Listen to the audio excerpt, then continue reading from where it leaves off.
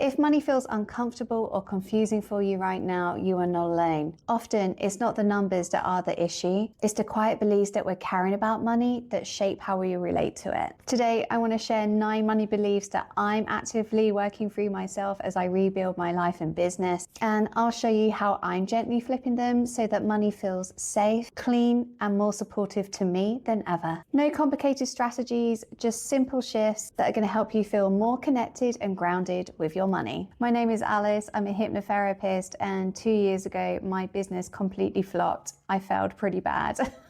And I ended up 27 grand in debt. It was a big moment between me and money, and ever since I have been working and making that money back. But as I relaunch my business now, I really am going through some money beliefs that I know if I share with you are going to motivate you, because hey, if you really want to see someone succeed in real time the second time round, stick with me here because I'm going to show you how I'm doing it. And I'm determined. So one of the first things that I did this morning was whip out ChatGPT, and I just said, hey, help me really get to the bottom of my money beliefs. So the first belief that came up for me was that people won't pay me for my work, which is really interesting belief, because I think actually the things that we do best come so easily to us that we don't even sometimes recognize how valuable it is. How often do people call you or contact you to help them with a certain thing? That is the answer to the work that you do best.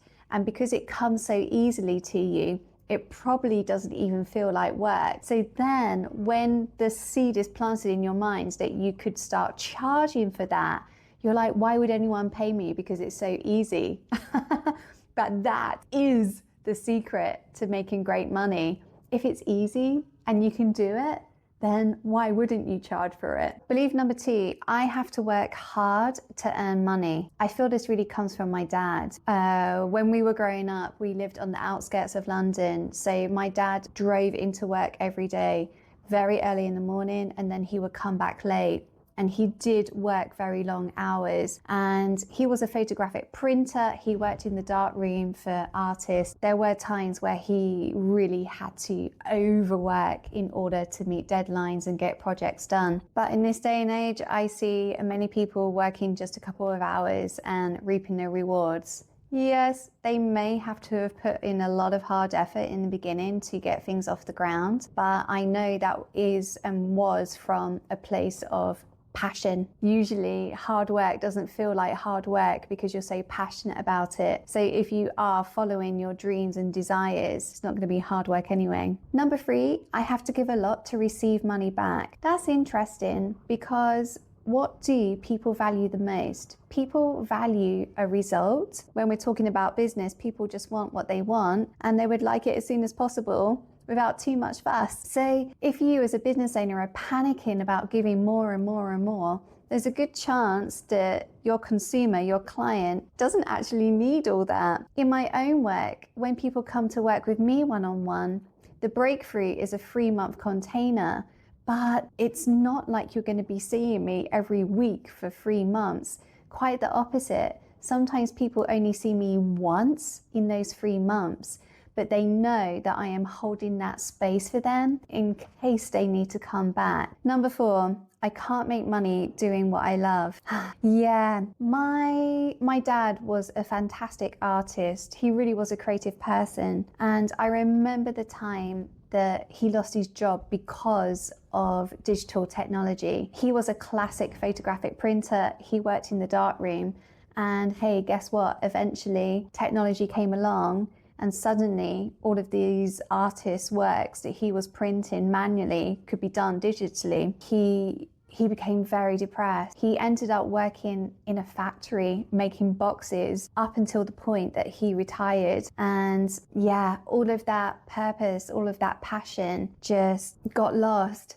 And this is one of the things in this fast moving world now. In the old days, you used to just have one job for 50 years and that was it. But you and I know that that is not the case anymore. The thing about purpose and passion is that it can be transmuted and appear in so many ways. Do not attach yourself to one job and one way of sharing your magic, because there are many ways that you can share your beautiful gifts and superpowers. Number 5, when I get money, I'll lose it. So when I was 7 years old, I remember my dad lost his job. I said, "It's okay, Daddy. I have some money in my bank account. If you need it, let's go to the bank." And I remember going to the bank with my dad, and my dad holding my checkbook and emptying my account of all the money that I had saved so that we could buy food, basically. I think I also saw that in my dad. He really struggled to keep hold of money, and I remember him surviving on credit cards a lot. But also with my nervous system, when I have received large amounts of money in the past, I've been very scared about keeping it and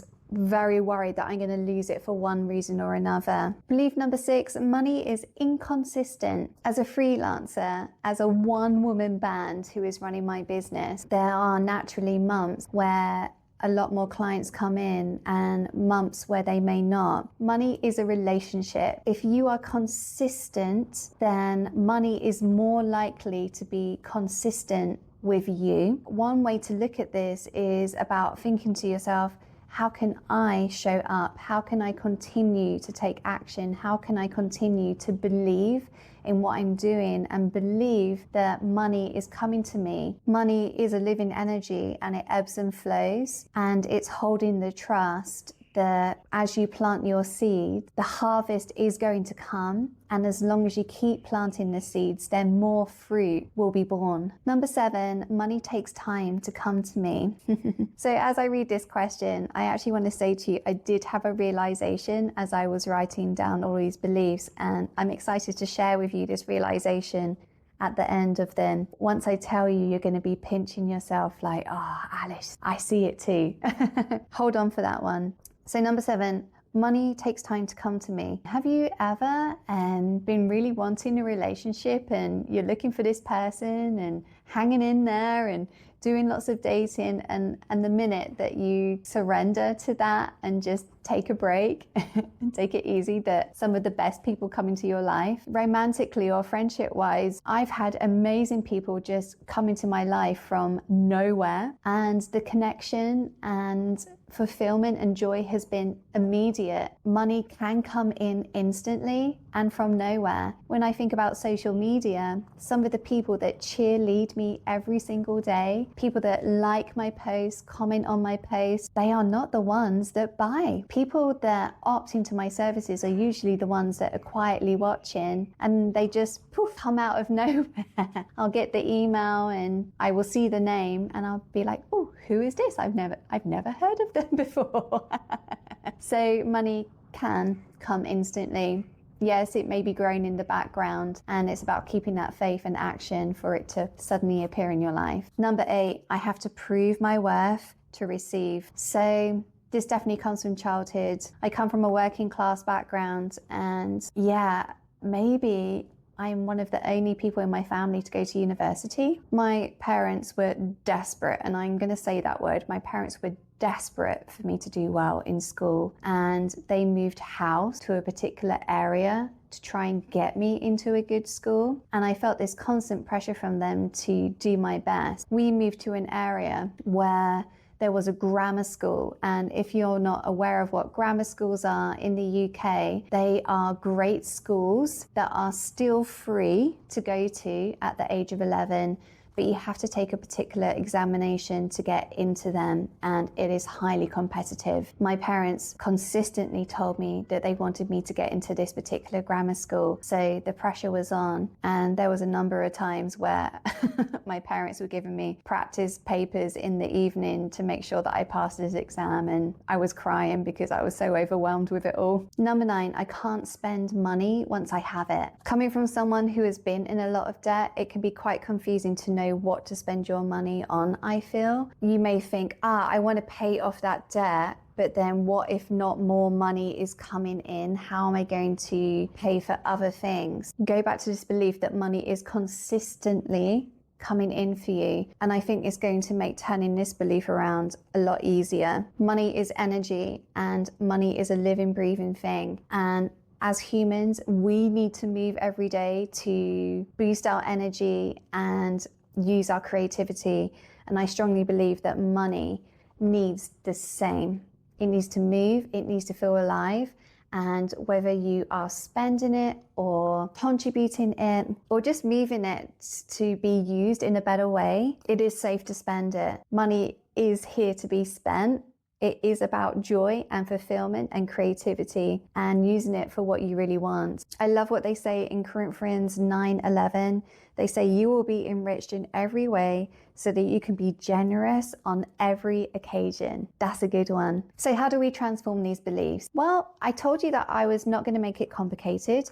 We're going to keep it very simple. And this is the most hilarious but relieving part. You are going to do exactly what you've always done to change your beliefs, because the process to change your belief is exactly what you've been doing all this time in order to actually create it. A belief is created through repetition, through constantly thinking it, through constantly feeling it, through constantly visualizing it. And up until this point, you have probably told these beliefs to yourself many times, probably not even without realizing it. You have been feeling the effect of that belief, like, oh, money isn't coming to me, or money is hard to have, or I can't spend my money. And we're going to do exactly the same process, but we're going to flip it. We're going to think things, we're going to feel things, and we're going to visualize things, but we're just going to do it on the other end of the scale. We're going to flip it. So, belief number one, people won't pay me for my work. Easy. Flip it. People pay me for my work. It's as easy as that.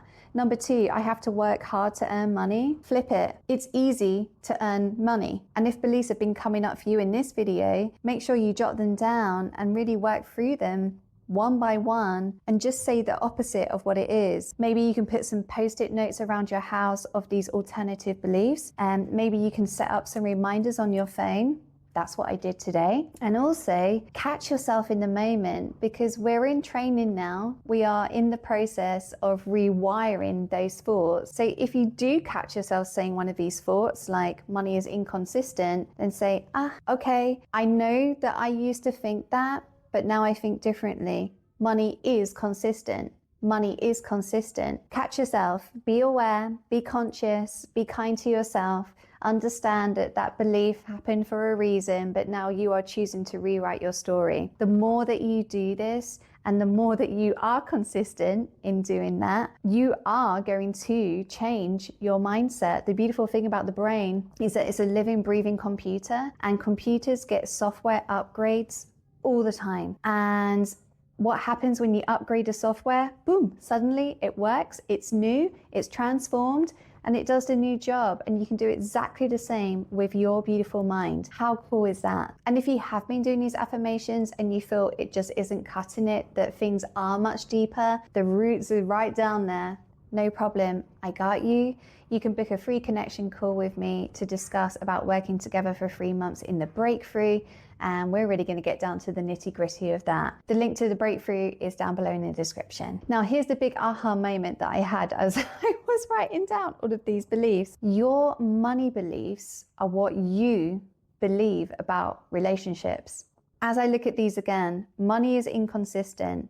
Money takes time to come. I have to prove my worth to receive money. I have to give a lot to receive money. I have to work hard to receive money. This is exactly what I felt growing up as a child about relationships. And this is the truth about money. Money is something that we have a relationship with. It is a living, breathing energy. And guess what? If you are not talking to your money, if you are not connecting with your money, if you're hiding from money, ghosting your money, then that's a little bit of a difficult relationship to have. If you're scared of money, if you are seeing it as a bad thing, not a good thing, if you're seeing it as a source of stress and not a source of joy, then this relationship is sinking. But the good news is that once you see it, not only can you start repairing your relationship with money, you can actually start repairing your relationship with other people. For too long, I feel that I have been trying to do it all by myself. I was nervous in the past to ask others for help. I was nervous in the past to give other people different tasks in my business, but I have made a promise to myself this year that I'm going to be a lot more open to different connections, that collaboration is key. So let's do this not only with our money, but also in our businesses too. Make sure to hit the like and subscribe button if you enjoyed these insights from today. Let's make these money beliefs disappear and bring in the new ones. If you keep showing up, keep rewiring these beliefs, keep following through with the actions and the feelings that rewire your relationship with it, we're going to be off to an amazing start for this year. And remember, dear changemaker, you haven't failed, you've been forged.